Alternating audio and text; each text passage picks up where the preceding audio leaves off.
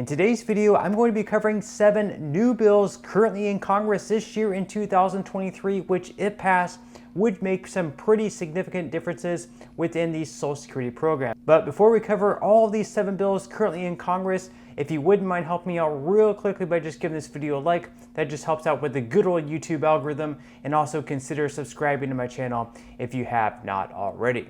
Okay, so the first bill currently in Congress in regards to Social Security is called the Social Security Fairness Act of 2023. This is being sponsored by Representative Garrett Graves. He's a Republican in Louisiana. This was introduced back on January 9th of this year, and right now has around 207 co-sponsors. I believe it actually has even more at this point in time. It has a lot of support among both Republicans and Democrats. And this bill repeals provisions that reduces Social Security benefits for individuals who receive other benefits, such as a pension from a state or local government, eliminates the government pension offset, which in various instances reduces Social Security benefits for spouses, widows, and widowers who also receive government pensions of their own.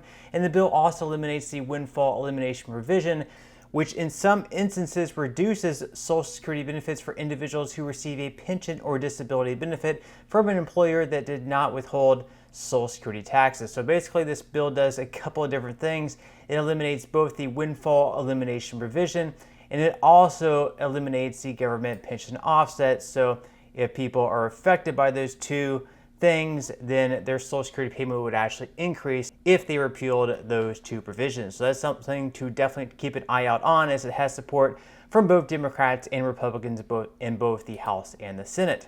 Now, the second bill they want to pass this year in 2023 was also introduced by a Republican and Representative Alex Mooney in the House. Right now it has just 2 co-sponsors.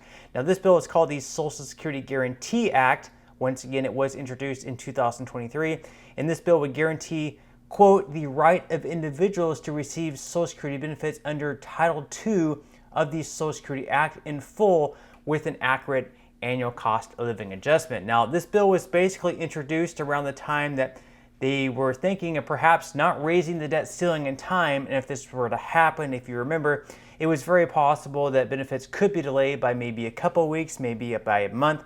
Nobody really knew, but if this bill were to have passed, it would have guaranteed the payments of on-time payments to all Social Security recipients.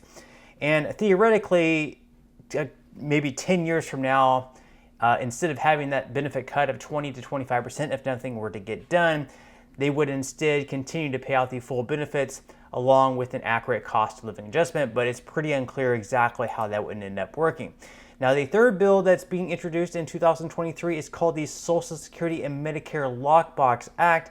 This is also being introduced by a Republican and Tim Walberg in the House. Right now it has 0 co-sponsors, so not a whole lot of support. But basically what this bill would do is to create a lockbox for any payroll tax surplus in the program's trust funds and prevent these funds from being invested in U.S. bonds, such as treasuries. A commission would be established to determine how to invest the surplus. So basically how this works is people working right now, both employees and employers, will pay into the Social Security Trust Fund via the payroll tax. So right now that is 12.4%, that is split equally between employees and employers, and if you're self-employed, you pay the entire 12.4%.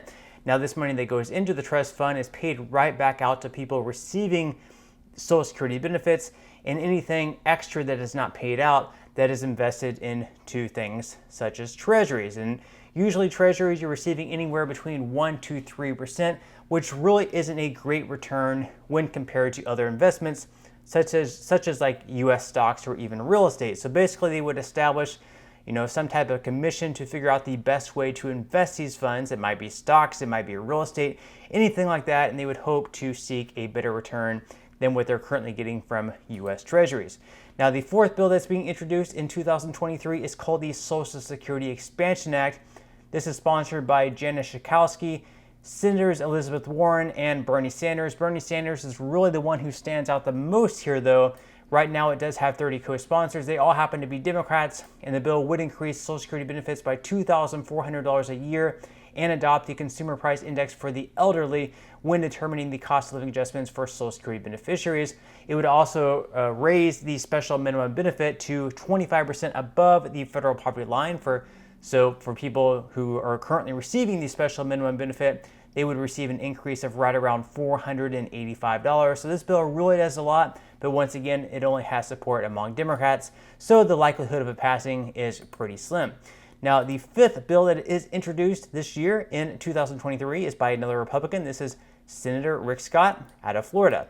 And this bill is called the Protect Our Seniors Act. So this bill would establish a new Senate rule requiring a 2/3 vote on any legislation cutting Social Security or Medicare benefits and would redirect part of the $80 billion in IRS funding boost under the Inflation Reduction Act to the Social Security and Medicare trust funds. So this bill does a couple of different things. First off, if they want to cut Social Security at all, instead of just requiring 60 out of 100 votes in the Senate, it would then require 66 out of 100 votes in the Senate, so it would make it that much more difficult to cut Social Security benefits. And then it would also take the $80 billion that was supposed to go to the IRS to hire these new agents to instead go to the Social Security and Medicare trust funds, making the two programs solvent for a longer period of time. And right now it doesn't have any co-sponsors, so the likelihood of this passing, it is pretty slim, but it is a bill that kind of, lets, Rick Scott say, hey, I don't want to cut benefits. This is instead what I want to do. Now, the sixth bill that's being introduced in 2023 that has been introduced is called the Senior Independence Act of 2022. It was once again reintroduced in 2023. This was by Glenn Grotham, a Republican in Wisconsin, currently has one co-sponsor. And the bill would raise the retirement earnings threshold from $21,240 up to $30,000 with future increases tied to inflation. And basically what he means by that is because right now, if you decide to take your Social Security benefits early at the age of 62, as opposed to waiting to either 66 or 67 or somewhere in between, $1 actually gets deducted from your Social Security benefit payments for every $2 earned above the annual limit. And in 2022, the limit was $19,560 annually. This year, that is bumped up to $21,240. He wants to raise that up to $30,000, where you won't have to pay anything out if you decide to take Social Security benefits early. But again, you can see this bill right now only has one co-sponsor, so the likelihood of it passing is pretty slim. Now, the seventh bill that was introduced this year in 2023 is by Senator Bill Cassidy. He's a Republican in Louisiana.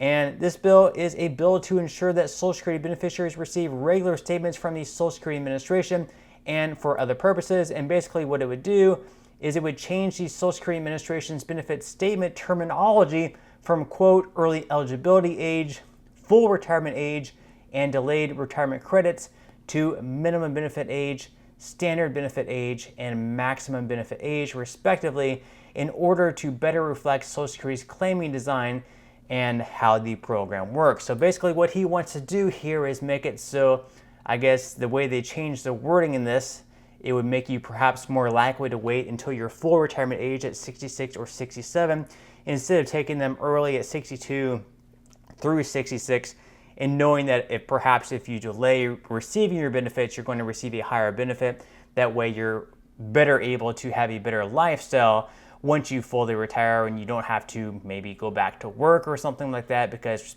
claiming benefits early at the age of 62 as opposed to 67 or 70, you're going to receive a much lower benefit. So those are the 7 bills that have been introduced in 2023 that I covered in today's video. I certainly hope that you enjoyed and found it helpful. If you did, again, I would greatly appreciate if you could give this video a like. Consider subscribing to my channel if you have not already, and I will see you in the next video.